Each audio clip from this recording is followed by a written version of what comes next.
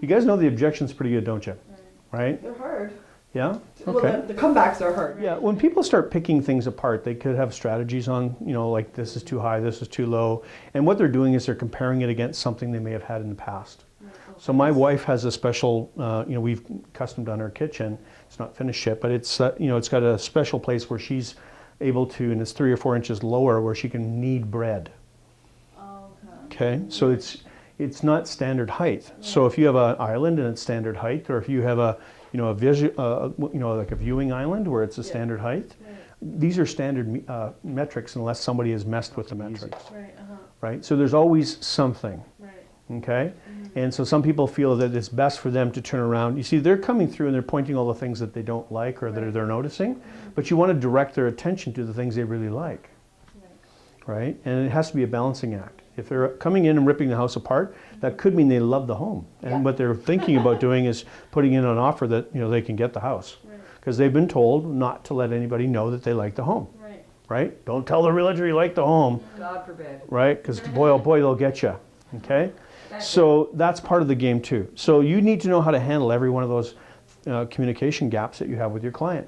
And as long as you're sincere, as long as you're turning around asking them, what they've got in their existing home and what a perfect home would look like, you're able to kind of manage that. If they feel that they're going to have no squeaks in their floor, that they're going to have this, they're going to have that, and everything's going to be perfect, that's going to come at a price. Perfect comes at a price, right? So that's just good to know. If they're walking through a 30-year-old bungalow, way different game. Okay, so a 30-year-old bungalow is going to have some character, and how you describe those things. I would talk about the age. If it was a 30-year-old home with a squeaky floor, I would probably say something like, it's 30 years old. yeah, any home of this age is going to have small characteristics like that. Yeah, it's absolutely. There's always something that somebody's not going to like, and it's okay. And so we're just looking for the positives that they will like around the home.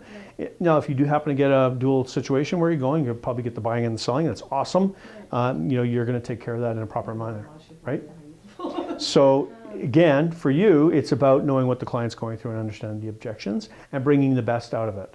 So it's not, too fat when it comes to wall molding. It's really just an appropriate wall molding if you've got kids, right? And so, why would people do that? I've had that comment come up. Yeah. Why would they do that? Well, obviously, there's probably a reason that most people do what they do.